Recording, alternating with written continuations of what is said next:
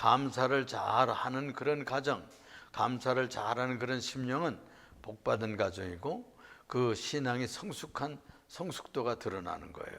원망하고 불평하고 또 비난하고 비판하고 그냥 우울증에 빠지고 낙심하고 좌절하면 아직 성숙한 신앙의 경지에 가지 못했다, 이렇게 볼 수가 있어요. 근데 모든 적은 일 큰 일에 대해서 감사할 줄 알면 벌써 그 사람은 어떤 수준의 간 신앙생활을 하고 있다는 증거가 되는 것입니다. 미국에 건너갔던 이 청교도들도 신앙의 자유를 찾아서 이주했어요.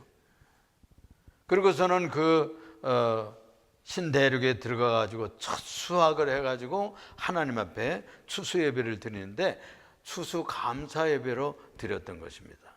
그리고 전년에 옥수수 씨를 주고 또 감자 씨를 주고 호박 씨를 주었던 인디언들 초청해 가지고 같이 칠면조를 잡고 이래 가지고 큰 잔치를 벌이고 하나님 앞에 감사 예배를 드렸다는 것이죠. 이것이 기원이 돼 가지고 카나다에서도 그렇게 하고 미국에서 또 전국으로 이제 전 세계로 퍼지게 되었는데, 본래는 유대 나라에서부터 그 감사절기가 있었어요. 초막절기.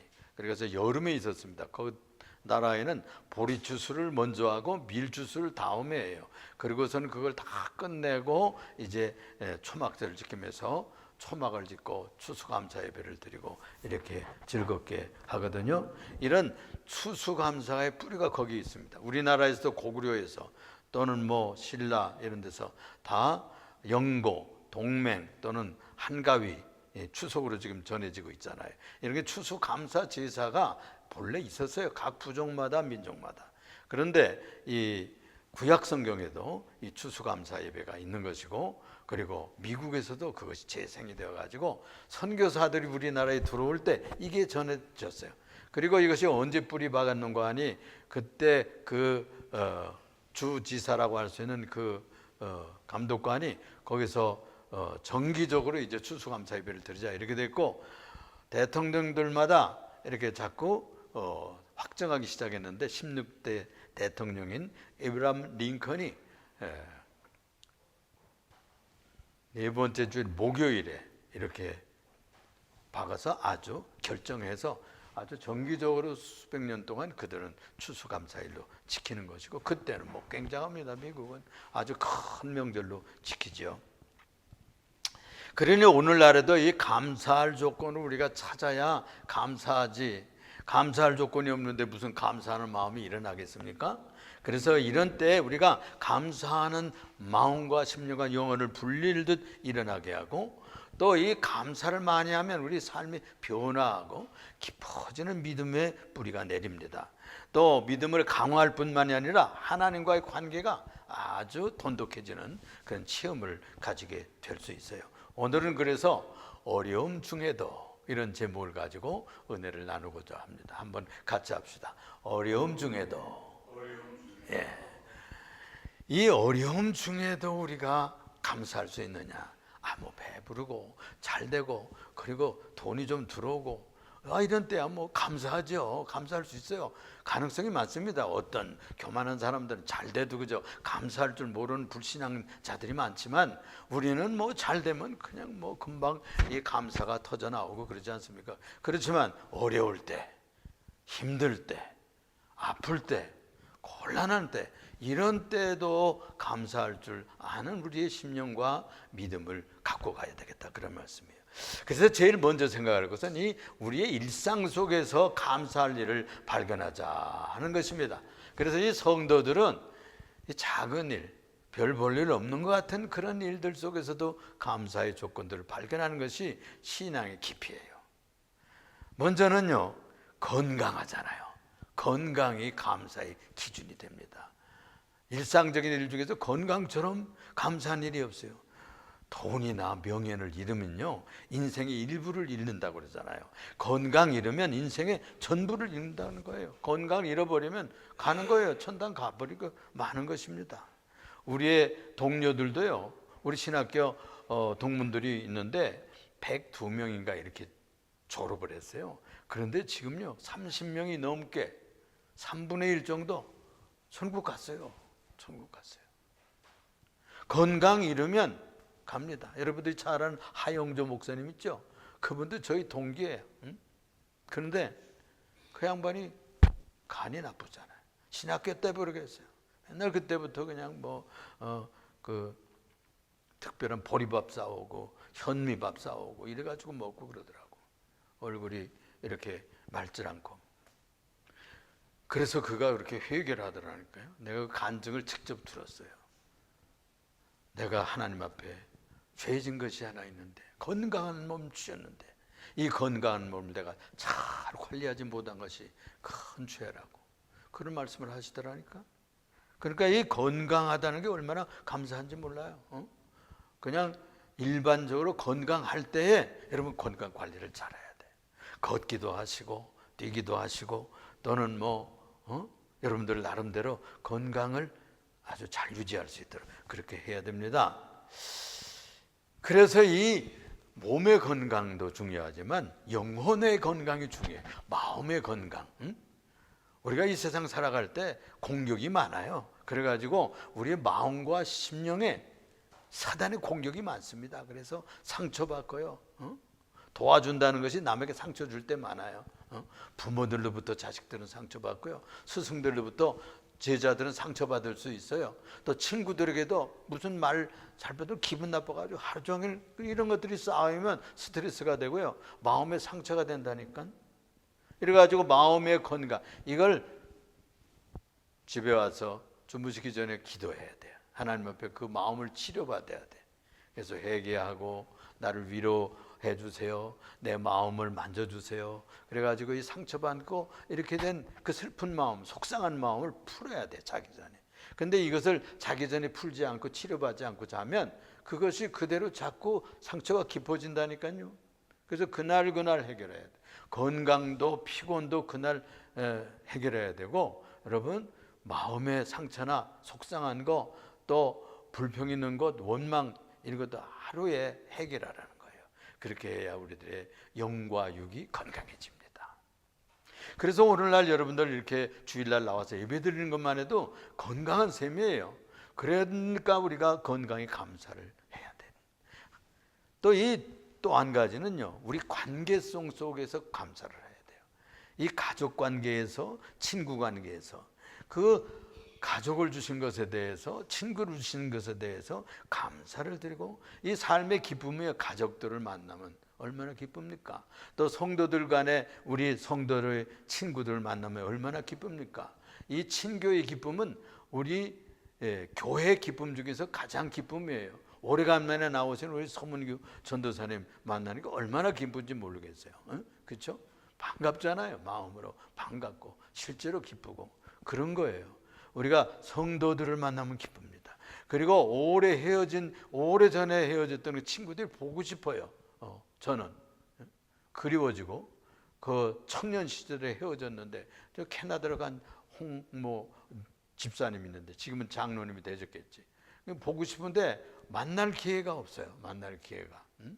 대전에서 이렇게 만나서 같은 교회에서 신앙생활 하다가 나는 신학교 가고 그분은 어떻게 하다가 캐나다로 이렇게 이민을 가셨는데 소식은 듣고 가끔 왔다는 거야. 그런데 나하고 연락되지를 못해가지고 만나지를 못했어.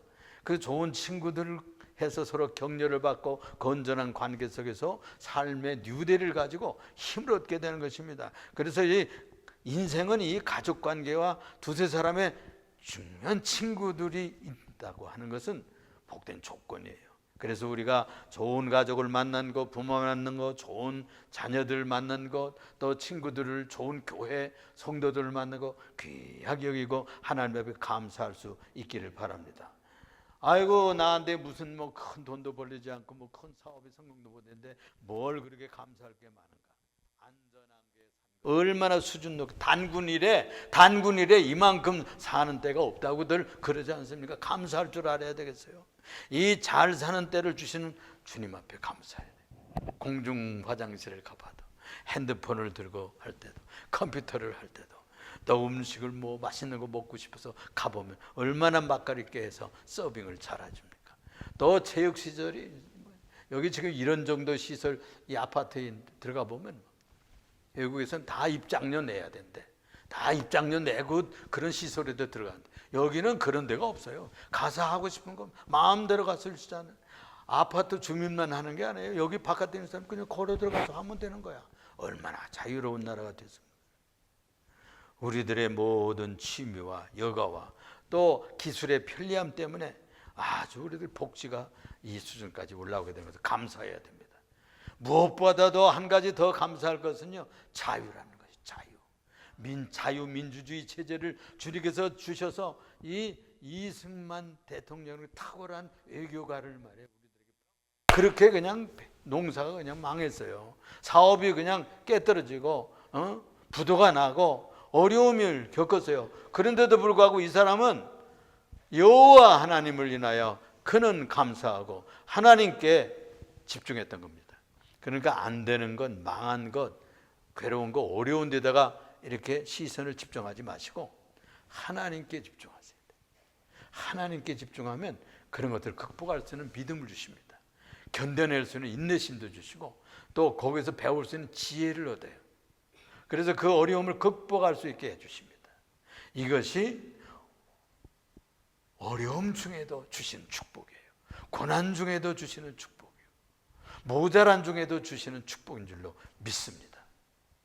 그래서 이 선지자처럼 우리도 주님의 은혜에 꽂혀서 살면 여러분들 마음에 심령에 큰 은혜가 있을 줄로 믿습니다.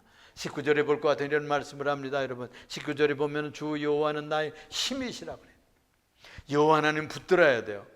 말씀을 붙들어야 돼요. 기도해야 돼. 찬송하고 어려울 때 슬플 때 속상할 때일수록 기도하고 엎드리고 찬송하고 한번 해보세요. 5분이라도 10분이라도 시간을 늘려보세요. 그렇게 하면 주님은 반드시 은혜를 주셔요. 반드시 위로가 오고요. 반드시 아이디어가 분출하고 축복이 옵니다. 그래서 여기 여호와는 나의 힘이시라. 여러분 사슴 녹용 여러분들 왜 그거 녹용을 좋다고 그래요? 힘이 좋거든요. 저 높은 산을 막 뛰어올라요. 그리고 높은 골짜기, 깊은 골짜기 높은 산을 뛰어오르고 지치지 않고 달려갈 수 있어요. 그래서 이 사슴의 발같이 한다는 말은 저 높은 것을 올라가듯이 저 높은 거룩한 산성을 향하여 거룩한 천성을 향하여 나아가는 발걸음으로 나의 높은 곳으로 다니게 하시리로다. 신령한 삶을 살게 해주신다는 뜻이에요. 여러분 배부르면요 타락하기 쉬워요. 사실은 사업 너무 성공하면요 주님 앞에 기도하지 않게 됩니다. 교만하게 됩니다. 성공했다고 해보세요. 출세했다고 해보세요.